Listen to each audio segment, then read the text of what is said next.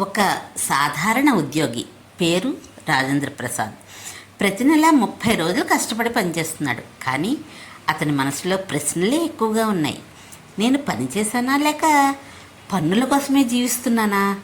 నేను సంపాదించిన జీతం నిజంగా నాదేనా? జీతం వచ్చిన వెంటనే పన్నులు ఎందుకు తీసుకుంటారు? ఆదాయపు పన్ను చెల్లించాలి అంటే ఇంకెన్ని పన్నులు చెల్లించాలి? మొబైల్ కొంటే పన్ను ఎందుకు? రీఛార్జ్ చేస్తే పన్ను ఎందుకు? డేటా వాడినా పన్ను ఎందుకు?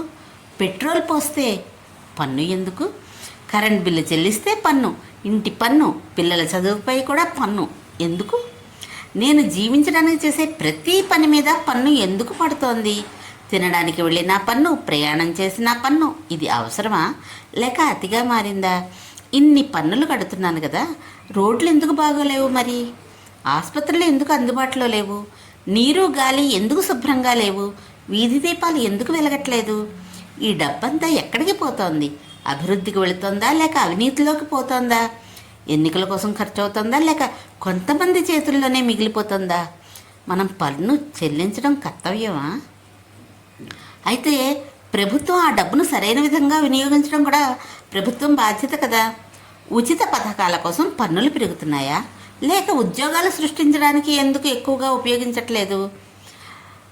పేదరికం ఇంకా ఎందుకు ఉంది? దేశం అప్పుల్లో ఎందుకుంది? అన్ని పన్నులు వసూలు చేసినా అభివృద్ధి ఎందుకు నెమ్మదిగా ఉంది? ఈ వ్యవస్థలో లోపం ఎక్కడుంది? పాలకుల దగ్గర లేక మన దగ్గర? చివరికి రాజేంద్ర ప్రసాద్ తనతోనే ప్రశ్నించాడు. నేను పన్ను చెల్లించాలా లేక ప్రశ్నించాలా లేక రెండూ చెయ్యాలా? మనమంతా ఇలా ఆలోచిస్తామా లేక మౌనంగా జీవిస్తామా? ఈ ప్రశ్నలకు సమాధానం ఎప్పుడైనా దొరుకుతుందా లేక మనమే ఈ సమాధానానికి మనమే ఎదురు చూడాలా, మనమే అన్వేషించాలా? చెప్పండి. ఇన్ని ప్రశ్నలు ఉన్న మనలో ఎలాగా ఎటు వెళుతోంది దేశం?